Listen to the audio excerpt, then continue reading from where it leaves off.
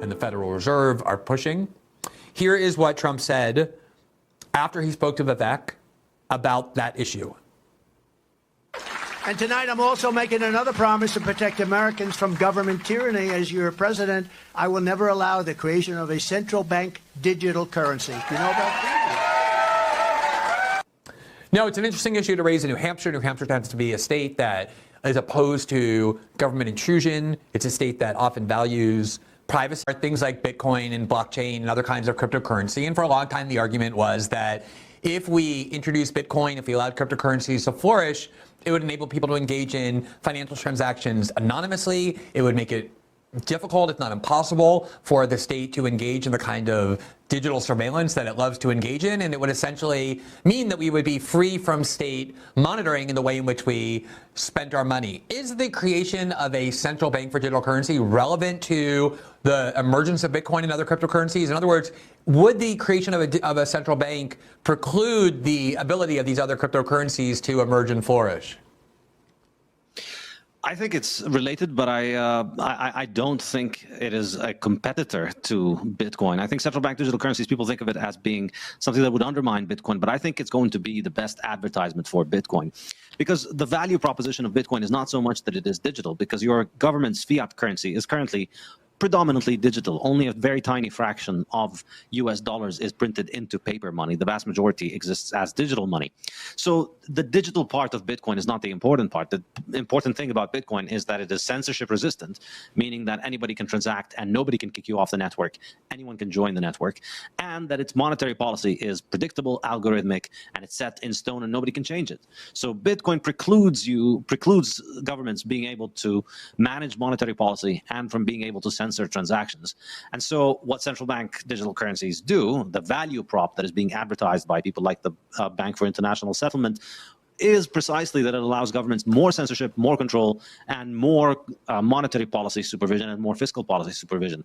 And that's exactly what Bitcoin can solve. And so I really think Bitcoin is the only alternative to this, because if you don't have Bitcoin, you're going to end up at the mercy of your government. I mean, we're already seeing this, and this is why we shouldn't put too much stock in Donald Trump's words, because this kind of central bank digital currency, it's not necessarily a massive transformation that's going to happen overnight. Gradually, we're seeing how the banking system is being weaponized to crush political dissent. And of course, monetary policy has always been highly political. And these things are just going to continue. And it's not easy for a president to switch these things off, even if he wanted to. Yeah, I mean, that was really the question that I had. Once you separated from Bitcoin and cryptocurrencies, which could continue to exist and to be developed even with this central bank of a digital currency, what really would this central bank that Trump is vowing to oppose, what really would it enable the government to do that it can't already do? As you said, it's almost like archaic at this point to even think about the dollar as being a paper currency. Very few people spend money through paper. We spend it digitally with credit cards or bank transfers, everything relating to a central bank. Seems like the government has a huge amount of power right now to monitor what it is that we're doing. We've seen candidates like the Canadian government and others start to use exclusion from the financial system or freezing of bank accounts as punishment for political protests and activities that they disapprove of. So what really would the creation of this central digital bank enable the government to do that it can't already do more or less now? I think the simple answer to that is that it would take out the commercial banks from the equation and just make it far more efficient and faster for governments to exert their control. I think the best analogy, or the best closest thing that we've seen to central bank digital currencies, is the Gosbank of the Soviet Union, where there was one central bank for the whole country and everybody had an account with a central bank. And that, of course, was very conducive for a kind of the kind of economic system that the Soviet Union had.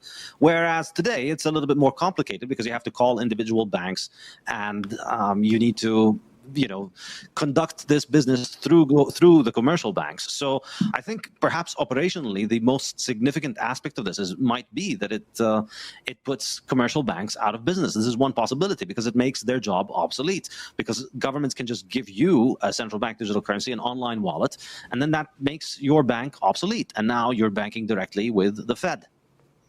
Interesting about this surveillance argument, when back in 2013 we were able to do the reporting from Edward Snowden's archive that he furnished to us, that demonstrated how widespread and pervasive, really ubiquitous state surveillance had become over the internet, most people were not only shocked by it, but also disturbed by it. There was a lot of public opinion in favor of that reporting, precisely because people understood why it's so threatening to allow the government to monitor everything we're saying, to monitor everything we're doing. I'm not going to say it didn't have some opposition. Certainly it did, especially in Washington.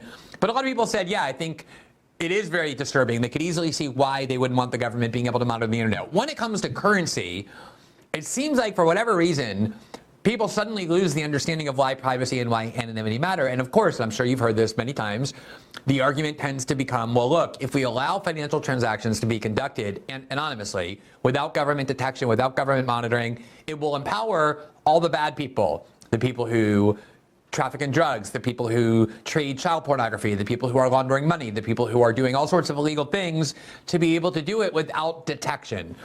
And therefore, we want the government being able to trace money, because if they can't, it means a lot of people are going to get away with a lot of crimes and other bad things. What is your answer to that?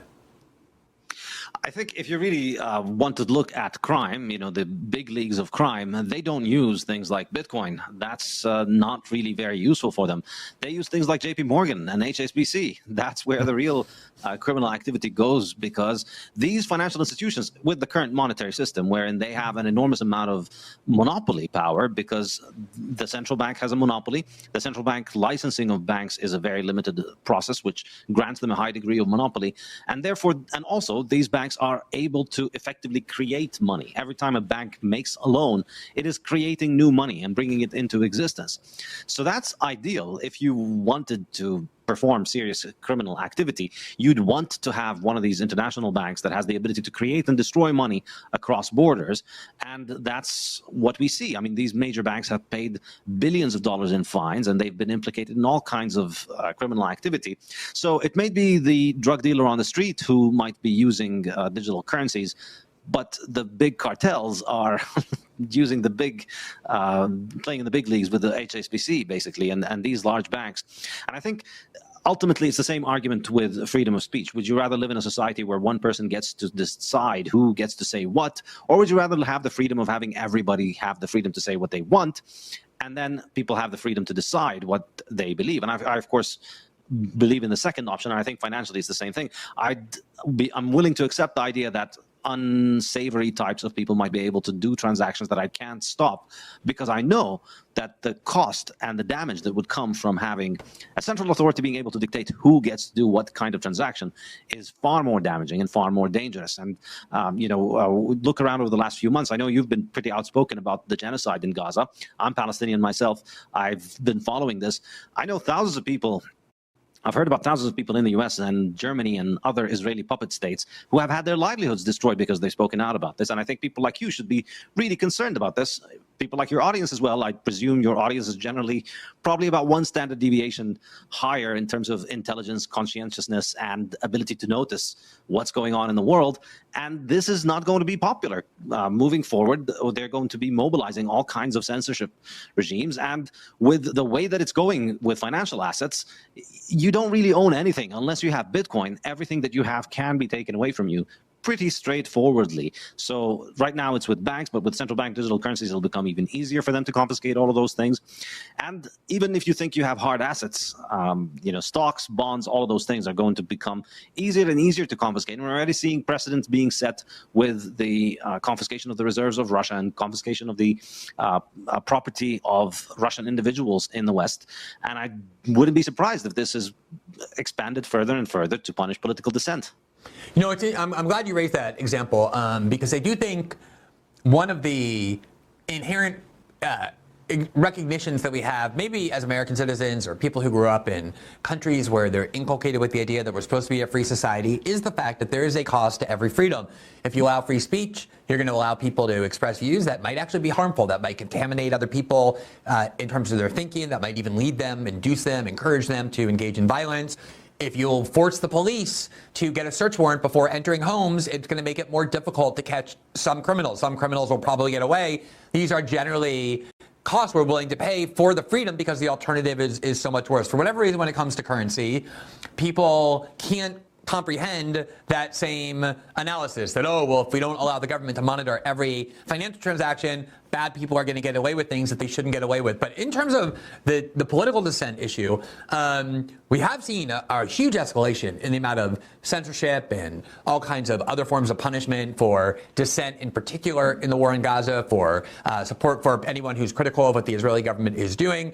And that has meant that a lot of people who previously, for the last several years, have been very concerned about the various multi-pronged efforts in the West to punish dissent, a lot of those people who support Israel are now starting to be a little bit more open to the possibility that perhaps these are good things.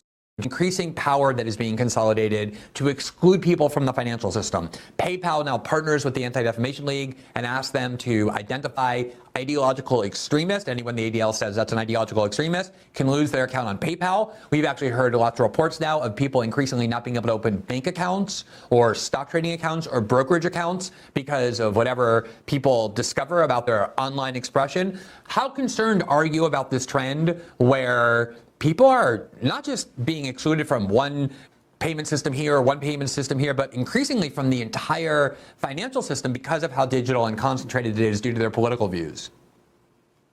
Well, on a personal level, I'm not very concerned. I have Bitcoin, so that doesn't really concern me all that much. But I think from a societal perspective, I can see where this is going. And of course, it isn't just on the issue of Palestine; it's also on the issue of pharmaceutical products. If you talk bad things, if you say bad things online about certain pharmaceutical products, you also get your banking canceled. So there's a very important lesson here, which is that you don't get to choose how these things are going to be utilized. And so one day you might think, all right, well, this is good. It's taking out the bad guys. Well, one day you're going to be the bad guy. And with the way politics are, the way the politics are becoming more and more polarized in places like the U.S., I mean, it's becoming regular part of the political idea that we're going to go after our political enemies. We're seeing it right now between Democrats and Republicans. And so you can only imagine that this is going to exacerbate. And right now, maybe this is only being used against health freedom advocates and Palestinian freedom advocates. But very soon you could see this become much more widely used against much more common ideas in American society. Yeah, I mean, we saw it with the Canadian trucker protest, and we've even seen it with people who, not even with COVID, but were just allegedly connected to right-wing views that were deemed too dangerous to allow people to participate.